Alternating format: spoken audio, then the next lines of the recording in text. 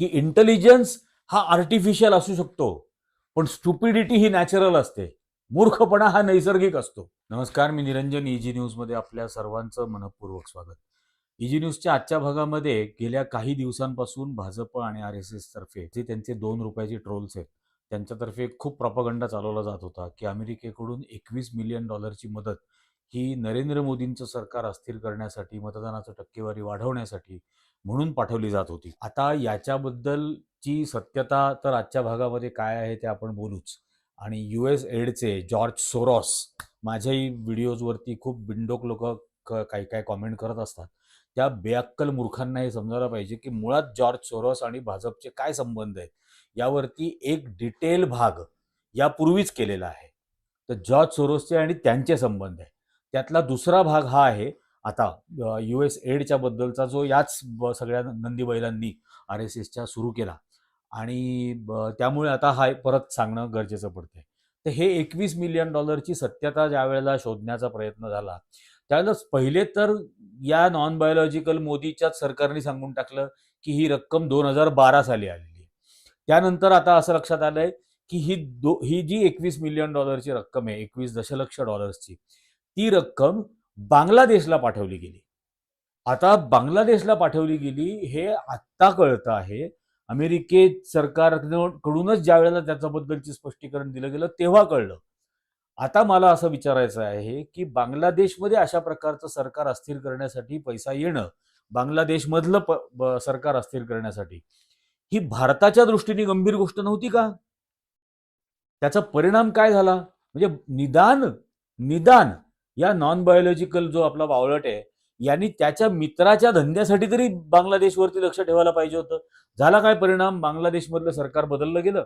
बांगलादेशमध्ये नवीन सरकार आलं. त्या आधीची जी पंतप्रधान होती तिला भारतामध्ये आश्रय घ्यायला लागला. आणि नवीन आलेल्या बांगलादेशमधल्या सरकारनी या नॉन बायोलॉजिकल प्राण्याच्या प्राणप्रिय मित्र असलेल्या वैयक्तिक बाब म्हणणाऱ्या गौतम अदानींचा धंदा बांगलादेशमधला बंद केला, चौपट केला.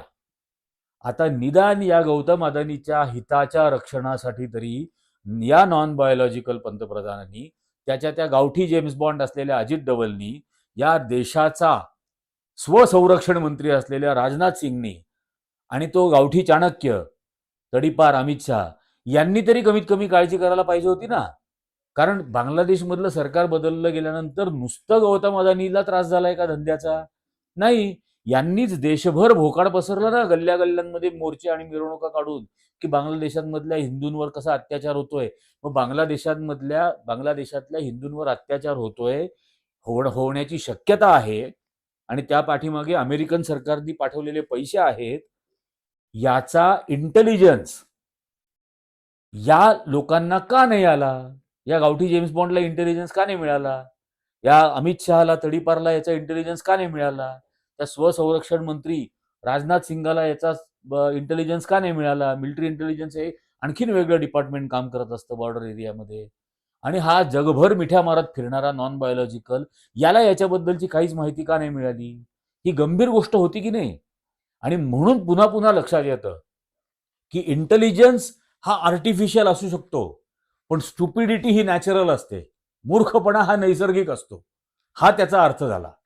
आणि या नैसर्गिक मूर्खपणामुळे या RSS आणि भाजपवाल्या सरकारमधल्या लोकांना या बांगलादेशमधल्या घटनेची काहीही माहिती मिळाली नाही. हे जे $21 मिलियन जे पहिल्यांदा काँग्रेसवरतीच आरोप करायला बावळटासारखी सुरुवात आहे. म्हणजे काही झालं की पंडित नेहरूंपासून हे राहुल गांधीपर्यंत सगळ्यांवरती आरोप करत सोडायचे. पण शेवटी सत्याला त्याचा मार्ग, पद्धत असते. सत्य स्वतःचा मार्ग स्वतः शोधून काढतं आणि त्यामुळे हे सत्य बाहेर आलं. आता मला सांगा, एक वेळ या देशाच्या पंतप्रधानाचा रुतबा, या देशाच्या पंतप्रधानाचा, भारताचा पंतप्रधान याचा इतका रुबाब होता की अमेरिकेला सुद्धा 2 पावलं मागे हटावं लागायचं. आणि हे एकदा नाही झालेलं, हे अनेकदा झालेलं आहे. पंडित नेहरूंनी नॉन अलाइन्ड मूव्हमेंट स्थापन केली, त्यावेळेला अमेरिकेला तिसरं महायुद्ध टाळावं लागलं. त्यांना ते करणं भाग पडलं. नाही तर रशियाची पाणबुड्या आणि मिसाईल्स तर क्युबापर्यंत जाऊन पोहोचल्या होत्या. पण नॉन अलाइन मूव्हमेंटची घोषणा केल्यानंतर उरलेलं जग तुमच्या दोघांच्याही बरोबर नाही, हा संदेश गेल्याबरोबर अमेरिकेला मागे हटावं लागलं. त्या गोष्टीतून. त्यानंतर अगदी राजीव गांधींच्या काळामध्ये, इंदिरा गांधींच्या काळात बांगलादेशच्या परिस्थितीमध्ये अमेरिकेने फार जोरात घोषणा केल्या, 7वं आरमार पाठव. पण इंदिरा गांधींनी ज्या वेळेला त्या रामलीला मैदानावरती जाहीर भाषणात सांगितलं की शेवटचा भारतीय जिवंत असेपर्यंत हे युद्ध आम्ही लढू आणि जगाने पाहिलं नसेल असं युद्ध जगाला पाहायला मिळेल जर अमेरिका याच्यामध्ये घुसू पाहिली तर, अमेरिकेला मागं हटावं लागलं. रोनाल्ड रेगनला रशियाबरोबर त्यावेळेला चर्चा करावी लागली. ज्यावेळेला गर्बोचेव हे रशियामध्ये ग्लासनोस्ट आणि पेरिस्ट्रॉयका ही परिवर्तनं घेऊन येत होते, त्यामुळे सोव्हिएत रशियाचं विघटन झालं. पण त्यावेळेला रोनाल्ड रेगनला गर्बोचेव बरोबर चर्चा करावी लागली त्या अण्वस्त्रांची कशी हे करायची त्यासाठी. मनमोहन सिंगांच्या वेळेला देवयानी खोब्रागडे या भारताच्या अमेरिकेमध्ये काम करणाऱ्या राजदूतामध्ये काम करणाऱ्या कर्मचारी, इंडियन डिप्लोमॅट, त्यांना अमेरिकन सरकारने ज्या वेळेला अटक करण्याची धमकी दिली त्यावेळेला मनमोहन सिंगांनी देशातल्या अमेरिकन एम्बसी आणि हाय कमिशन्सची सिक्युरिटी पूर्णपणे काढून घेतली आणि अमेरिकेला देवयानी खोब्रागडेंना अटक न करता सन्मानाने भारताला परत पाठवावं लागलं. आता हा बाळू आपला नॉन बायोलॉजिकल बाळू हा ज्या वेळेला अमेरिकेमध्ये गेला की पत्रकार परिषदेचं दृश्य आपण पाहिलं. म्हणजे देशाच्या पंतप्रधानाच्या तोंडावर तो सांगत होता डोनाल्ड ट्रम्प की आम्ही ब्रिक्स संपवून टाकू, this is the end of BRICS, इतकं बोलला. हे आपले हसतायत, यांना काही कळतच नाहीये. यांना ज्या वेळेला प्रश्न विचारला त्यावेळेला यांना काय प्रश्न विचारलाय हेच कळलं नाही, कारण अशिक्षित अडाणी आहे आपला पंतप्रधान. त्यामुळे त्यांना ते कळलंच नाही हा काय बोलतोय डोनाल्ड ट्रम्प. आणि डोनाल्ड ट्रम्पला प्रश्न, आता पत्रकारांनी मोदींना प्रश्न काय विचारलाय हे त्यांना समजलंच नाही इंग्लिशमधला प्रश्न. त्यामुळे ते असं बस चुकल्यासारखं इकडं तिकडं बघायला लागले. तेव्हा डोनाल्ड ट्रम्पला हसू यायला लागलं आणि डोनाल्ड ट्रम्प हसून म्हटले की हा प्रश्न तुम्हाला विचारलाय पण याचं उत्तर मी देतो. आणि मग त्या पत्रकाराकडे पाहून म्हणाले, I agree with you, this is gross incompetence. Gross incompetence असं देशाच्या पंतप्रधानाच्या तोंडावर तो बोलला. ही अत्यंत अकार्यक्षमता आहे आणि म्हणून आता याचं उत्तर मी देतो. लाज वाटायला पाहिजे होती. हे राहिले मिठ्या मारत, गुलू गोड हसत. त्यांनी लावले हे, परत आल्याबरोबर टेरिफ लावले. हे परत आल्यानंतर आतापर्यंत 3 विमानं अमेरिकेहून आली भारतीय प्रवाशांना घेऊन, म्हणजे बेकायदेशीर भारतीय जे तिथं गेलेले होते त्यांना घेऊन इथं परत आले. सर्वांच्या हातापायामध्ये बेड्या आणि साखळ्या बांधल्या. त्याचा व्हिडिओ अमेरिकेने रिलीज केला की कशा साखळ्या बांधल्या जात आहेत, प्रत्येकाला चेन केलेलं होतं. आता विमानामधून ते पळून जाणार होते का कुठे, पण विमानामध्ये सुद्धा हातापायात बेड्या आणि साखळ्या बांधलेल्या त्यांना, आणि सिख बांधवांच्या तर पगड्या उतरवल्या. हे सगळं करत असताना इतका अपमान झाला, याचा थोडा सुद्धा स्वाभिमान, देशाभिमान जागा झाला नाही. एकाही देशभरातल्या एरवी देशभक्तीच्या नावाने भोकाड पसरणारे हे सगळे भामटे RSS वाले, इतका मोठा भारतीयांचा अपमान होऊन बसतोय पण थोबाड उघडायला तयार नाहीयेत. आणि हे सगळं झालं आणि म्हणून या लाचारीची जी अनेक कारणं आहेत त्यातलं एक कारण आज गौप्यस्फोट म्हणून सांगणं अत्यंत गरजेचं आहे. आणि ते काय कारण आहे, एक बातमी आहे. पहिली गोष्ट तर आता हे जे US एडचं वगैरे बोललं गेलं या सगळ्या भक्त संप्रदायातर्फे, या नरेंद्र मोदीच्या मंत्रिमंडळातला केंद्रीय मंत्री पियुष गोयलनी भारत आणि US एडच्या मध्ये एक समझोता केला होता. देवेंद्र फडणवीसनी US एडच्या लोकांबरोबर सुद्धा कॉपरेशन बद्दल चर्चा केली होती. नोटबंदीच्या बरोबर आधी नरेंद्र मोदींनी US एड बरोबर कॅशलेस इकॉनॉमीवरती अग्रीमेंट केलं होतं. कॅशलेस इकॉनॉमीसाठी, म्हणजे या देशातली नोटबंदी ही या देशातल्या नागरिकांचं अर्थकारण तर पार धुळीला मिळवून गेली. पण त्याचं कारण नरेंद्र मोदी या नॉन बायोलॉजिकल माणसांनी US एड बरोबर कॅशलेस इकॉनॉमीसाठी केलेला करार होता. हे आता या गोष्टी समोर बाहेर यायला लागलेल्या आहेत. $100 मिलियन कोविडच्या काळामध्ये या नॉन बायोलॉजिकलनी US एड कडून घेतले. आपल्याला टाळ्या थाळ्या वाजवायला लावत होते. यांनी त्यावेळेला $100 मिलियन, $100 दशलक्ष घेतले. 21 जानेवारी 2025 ला केंद्रीय मंत्री, म्हणजे गेल्या केंद्रीय मंत्री भूतपूर्व मनुस्मृती इराणी हिनी तर ट्विट केलेलं होतं की या युएस एडची ब्रँड अँबॅसेडर म्हणून तिने काम केलेलं आहे. आणि मग युएस एडचे आणि भारतीय जनता पक्षाचे असे संबंध, या पूर्वीच्या भागामध्ये जॉर्ज सोरोस आणि भारतीय जनता पक्षाचे काय संबंध आहेत हे पण डिटेल सांगितलेलं होतं. आणि तरी यांना अजूनपर्यंत लाजा वाटत नाहीत, खुशाल खोटं बोलत राहतात. इंदिरा गांधींनी सतत या भारतीय जनता पक्षाचे वैचारिक पूर्वज म्हणजे जनसंघ असेल आणि RSS असेल यांचे या विदेशी परदेशी ताकदींबरोबर काय संबंध आहेत याबद्दल कायम त्या इशारा करायचा. आणि म्हणून हे आज गौप्यस्फोट करणं गरजेचं आहे की RSSचे नेहमी अमेरिकेच्या हातातली बाहुली असे त्यांचे संबंध राहिलेले आहेत. इंदिरा गांधी पंतप्रधान असताना ज्यावेळेला देशात आंदोलन चालू होतं तेव्हा अमेरिकेने जयप्रकाश नारायण यांच्या आंदोलनाची स्तुती करणारे लेख लिहिले होते, स्तुती करणारी स्टेटमेंट्स काढली होती.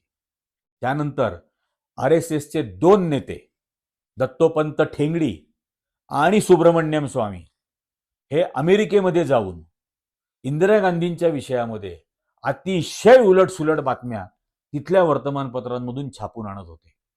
हेही ऐतिहासिक सत्य आहे. आणि हे सुब्रमण्यम स्वामी स्वतः मान्य करतात की ते कसे पळून गेले, संसदेमधून बाहेर आले आणि त्याच्यानंतर कसे अमेरिकेला गेले, आणीबाणीच्या काळात ते पूर्ण अमेरिकेमध्ये कसे लपून राहिले आणि मग कोण त्यांना आश्रय देत होतं. या बांगलादेशाच्या निर्मितीच्या बाबतीत अमेरिका इतकी दुखावली गेली होती आणि 74ला 71ला बांगलादेश स्वतंत्र केला, 74ला अणुस्फोट केला, सिक्कीम भारतामध्ये सामील करून घेतला, पॉंडेचेरी भारतामध्ये सामील करून घेतला. याचा अमेरिकेला इतका राग होता की त्यांना सतत हा एक व्यक्तिगत अपमान वाटायचा आणि म्हणून त्यांनी RSSला आपल्या हातातली कठपुतली बनवून ठेवलं. आणि त्याच्याही आधीपासूनचे RSSचे हे संबंध आहेत. नेहरूंच्या सरकारच्या विरोधात जे गोरक्षेचं पहिलं आंदोलन झालं त्याचंही फंडिंग अमेरिका करत होतं, CIA करत होतं. याचंही फंडिंग त्यावेळेला इतकंच नाही, RSSनी त्यावेळेला अमेरिकेकडून पैसे तर घेतच होते की भारतामधली काँग्रेसची सरकारं वेगवेगळ्या राज्यांमधली आणि केंद्रातली ही अस्थिर कशी करायची याबद्दल. पण RSSनी त्यावेळेला काँग्रेसचे राष्ट्रीय अध्यक्ष असलेल्या कामराज यांच्या हत्येचं सुद्धा षडयंत्र रचलं होतं. आणि हे आम्ही सांगतोय कारण CIAचा त्यावेळेला भारतामध्ये काम करणारा एक एजंट जो 1950 ते 1959 9 वर्ष भारतामध्ये काम करत होता, अमेरिकन दूतावासामध्ये काम करत होता, कम्युनिकेशन क्लर्क म्हणून तो काम करत होता, तो प्रत्यक्षात CIA एजंट होता. तो 59 नंतर भारतातून गायब झाला आणि एक दिवशी तो अचानक मॉस्कोमध्ये त्यांनी शरण घेतली आणि त्यांनी पुस्तक लिहिलं. आणि त्यांनी लिहिलेल्या पुस्तकामध्ये त्यांनी हे सगळे गौप्यस्फोट केले आहेत की CIAचे आणि RSSचे कसे संबंध होते, इंदिरा गांधींचं, पंडित नेहरूंचं सरकार अस्थिर करण्यासाठी CIA काय काय करत होती, CIA RSSचा कसा वापर करत होती आणि RSS कसं CIA आणि अमेरिकन सरकारचं हातातलं बाहुलं बनलं होतं भारतातलं सरकार अस्थिर करण्यासाठी. इतकी देशद्रोही भूमिका RSS बजावत होतं हे CIAचा एजंट म्हणतोय, त्याचं पुस्तक आहे. आणि आत्ता काही दिवसांपूर्वी याबद्दलचा एक डिटेल लेख छापून आला एका आंतरराष्ट्रीय द नेट पेपर्समध्ये. तो पण आम्ही तुम्हाला दाखवतो त्यात काय काय म्हटलंय आणि हा कोण होता, का गोळवलकरांवरती त्याच एका CIA एजंटनी एक पुस्तक लिहिलं हिंदू मिलिटन्सी याचा, त्याच्यात त्यांचा फोटो दिला. तो वारंवार या पप्पू गोळवलकरला भेटायला जायचा. ज्या वेळेला ते गोरक्षेचं आंदोलनासाठी अमेरिकेकडून पैसा घेतला, हे जो तो जॉन स्मिथ हा पत्रकार आपला CIAचा एजंटनी त्याच्या पुस्तकात लिहिलं, त्यावेळेला पप्पू गोळवलकर RSSचा प्रमुख होता, ज्याला हे गुरुजी म्हणतात. हे यांचे संबंध होते. आजही याच RSSच्या संघटना, त्यांच्या NGOज, या गावठी जेम्स बॉन्डचं विवेकानंद फाउंडेशन, या सगळ्यांनी इंडिया अगेन्स्ट करप्शनच्या बाबतीमध्ये अमेरिकेकडून, फोर्ड फाउंडेशनकडून पैसे घेतले, US एडकडून पैसे घेतले. त्यावेळेला मनमोहन सिंगांचं सरकार अस्थिर करायचं हा त्याच्यामधला हेतू होता. आणि म्हणून आता पवन खेरांनी आणि काँग्रेस सरकारने नरेंद्र मोदी सरकारकडे मागणी केलेली आहे की एकतर या पद्धतीच्या अमेरिकन मदतीबद्दलचा आत्तापर्यंतच्या 75 वर्षाचा व्हाईट पेपर प्रकाशित करा. कोणी कोणी अमेरिकेकडून मदत घेतलेली आहे, कुठल्या कुठल्या संस्थांनी घेतली आहे, RSSनी घेतली आहे का, विश्व हिंदू परिषदेने घेतली आहे का, बजरंग दलाने घेतली आहे का, त्यांच्या वेगवेगळ्या सेवा भारती असेल, अभाविप असेल, यातल्या कोणी कोणी आर्थिक मदत घेतलेली आहे. नरेंद्र मोदी स्वतः हे कसं एका अमेरिकन एडवरतीच हे अमेरिकेमधल्या दौऱ्यावरती गेलेले होते आणि कसं सगळीकडे फिरले होते त्या सगळ्या कालावधीमध्ये त्याचे तर फोटो पण आहेत. या सगळ्या ग्लोबल फंडिंगच्या जोरावरती नरेंद्र मोदी हे कसे अमेरिकेमध्ये वेगवेगळ्या देशांमध्ये फिरले या सगळ्याचं आहे. आणि आता याबद्दल या पद्धतीच्या आंतरराष्ट्रीय संबंधाचं RSSच्या आंतरराष्ट्रीय संबंधांबद्दल काँग्रेस पक्षातर्फे एक काळा पेपर, ब्लॅक पेपर हा सुद्धा आणला जाईल, हेही बावनखेरांनी सांगितलं. आणि आता आली आहे नौबत, कारण हे तर आता बाहेर येणारच, 100% येणार. आम्हीही आमच्या पद्धतीने जितक्या गोष्टी मिळतील, वेगवेगळ्या पुस्तकातून असतील, इंटरनॅशनल आर्काइव्हमधून असतील, सर्व समोर आणू. पण हे अशा पद्धतीने एक धादांत खोटारडा प्रॉपगंडा करायचा, असं जर चालणार असेल तर असल्या प्रॉपगंडाला सडेतोड, रादर मुंहतोड हा जास्त चांगला शब्द आहे, थोबाड फोडून काढणारं उत्तर हे येणाऱ्या कालावधीमध्ये EG न्यूजवरती आम्ही देत राहू. EG न्यूजच्या आजच्या भागामध्ये इतकंच. पण EG न्यूजचे व्हिडिओज जास्तीत जास्त जणांनी लाईक करा, जास्तीत जास्त जणांपर्यंत याची लिंक शेअर करा आणि ज्यांना ज्यांना लिंक शेअर कराल त्या सर्वांना हे चॅनल सबस्क्राईब करायला सांगा. तुमच्याच समर्थनाच्या ताकदीवरती आम्ही हे सत्य सांगा आणि शैतानाला शर्मिंदा करा हे सतत करत राहू. धन्यवाद.